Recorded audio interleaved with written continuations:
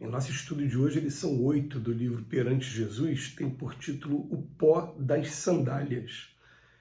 Quando o Senhor nos recomendou sacudíssemos o pó das sandálias ao nos retirarmos dos lugares em que a nossa cooperação fraternal ainda não se mostrasse suscetível de ambientação e reconhecimento, não nos induziu à indiferença, ao relaxamento ou à dureza espiritual.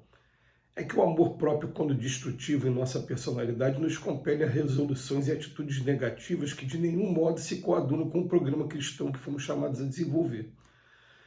O pó das sandálias é a preocupação doentia de recebermos o incenso das considerações sociais, a tristeza improdutiva diante da calúnia ou da perversidade, a dilaceração inútil perante a ignorância dos outros, o anseio por resultado das nossas ações mais elogiáveis no campo imediatista da vida, a revolta contraproducente junto às sombras do mal, a indisciplina ante as ordenações transitórias do mundo, o desânimo à frente das dificuldades, o desalento entre os obstáculos naturais do caminho, a exigência de compreensão alheia no capítulo de nossas manifestações pessoais, os melindres da suposta superioridade em que muitas vezes nos enganamos no próprio íntimo, a desistência da boa luta ou a deserção perante a dor.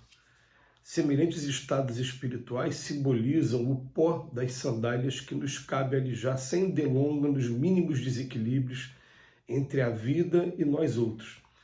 Esqueçamos tudo o que nos incline ao resvaladouro da inutilidade e marchemos para diante.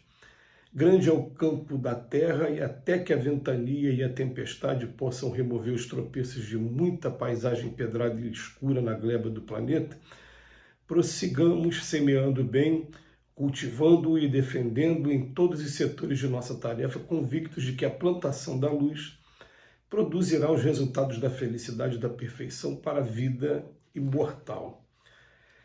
Interessante, né? Esse texto de hoje ele remete a gente a algumas reflexões.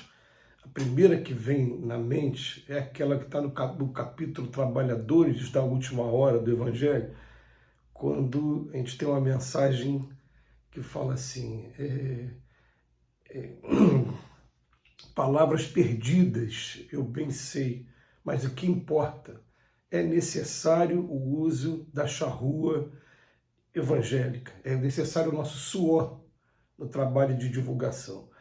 A gente sabe que vão ser palavras assim, você vai pregar mansidão para aqueles que são tiranos, você vai pregar renúncia para aqueles que são muito egoístas, você vai pregar, vai falar sempre de maneira paradoxal, virtudes contrárias àquela que a pessoa está seguindo, mas é necessário que a gente esteja sempre fazendo isso. E aí o que acontece?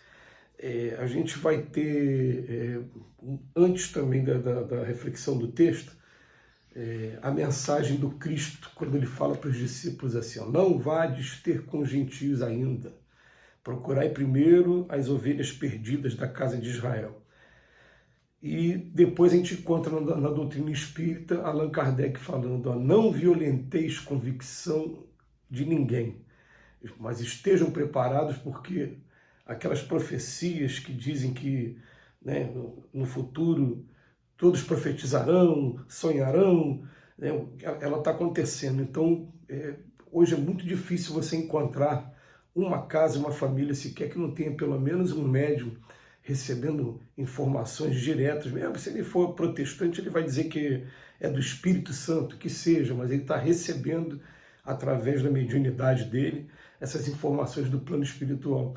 Então, ele só fala para a gente o seguinte, estejam preparados porque aparecerão pessoas diversas procurando com curiosidade, procurando com urgência algumas entender essas realidades do mundo espiritual, mas não violenteis convicção de ninguém. É a mensagem que tem na doutrina espírita. Aí a gente vai fazer o nosso trabalho e encontra pessoas indiferentes. A gente encontra, por exemplo, não só indiferentes, mas o Emmanuel deixa um repertório vasto para que a gente possa analisar, porque vai acontecer, porque acontece com todo mundo. Então, no mundo de expiações e provas, vai acontecer comigo, com você, com todo mundo. Ele vem falar para a gente, olha só, a gente fica querendo as considerações sociais. É uma preocupação doentia com ser considerado socialmente, primeira coisa. A segunda, tristeza improdutiva diante da calúnia e da perversidade. Vai acontecer calúnia e perversidade. Terceiro, dilaceração inútil perante a ignorância dos outros, quando chega ao ponto até dos vias de fato, aí, né, a agressão verbal, dilaceração.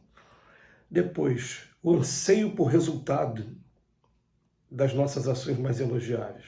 Calma, vai fazendo com calma. Depois ele bota revolta contraproducente junto às sombras do mal. Indisciplina ante as ordenações transitórias do mundo.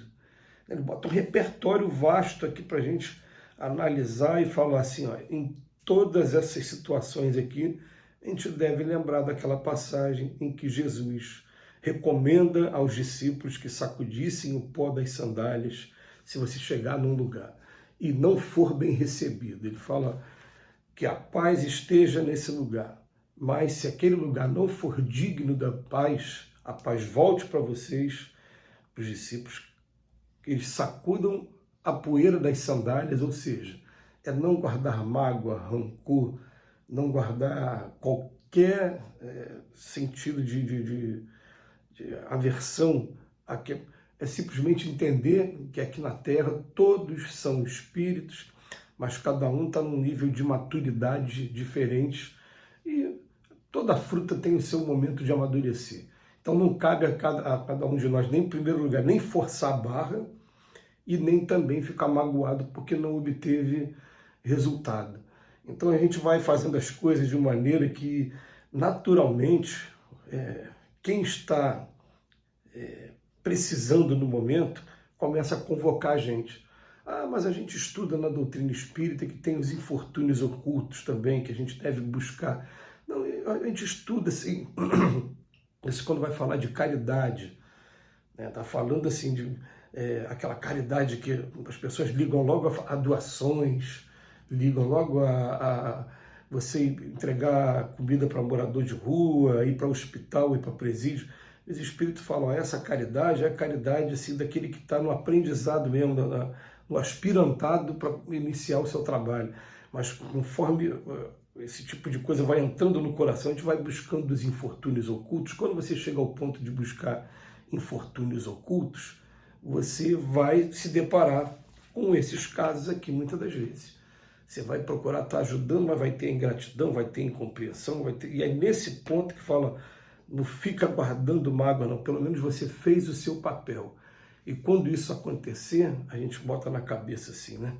Mas Jesus, que foi o guia e modelo, olha o que ele teve do povo na época, olha como é que as coisas conspiraram para que ele fosse condenado e que ele tivesse que passar pelo martírio dele. E ele que simplesmente é isento de qualquer pecado e que veio fazer uma diferença enorme, mas passou por isso também em menores graus, em menores escalas. Isso vai acabar acontecendo com cada um de nós.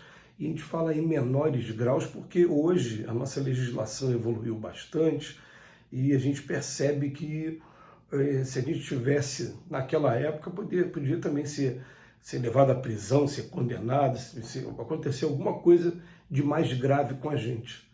Mas a gente começa a colocar na cabeça, né? Faz parte do aprendizado do amor ao ser humano. Quando esse tipo de coisa acontecer com a gente sentir a mágoa, a gente vai fazer aquela reflexão, ainda estou distante do amor do Cristo, preciso desenvolver em mim essa capacidade de amar sem esperar nada em troca. Quando a gente chegar a esse ponto, começar a chegar a esse ponto, porque a gente sabe que a gente não chega de uma hora para outra, vai acontecendo caso a caso, depois a gente fica estranhando, por que eu fui tão paciente com essa pessoa e não fui com aquela? Por que eu agi dessa maneira? Mas já começa a ser porcentagens de aprendizado. E a gente vai chegar num ponto que a gente vai, de tanto exercitar, a gente vai ter paciência e vai poder estar colaborando com esses irmãos que são muito difíceis, até porque, vamos lembrar para encerrar aqui, nós somos difíceis também e alguém está tendo muita paciência com a gente durante todo esse tempo. Então vamos desenvolver essa paciência também, sacudir a poeira das sandálias. Que Jesus nos abençoe hoje e sempre.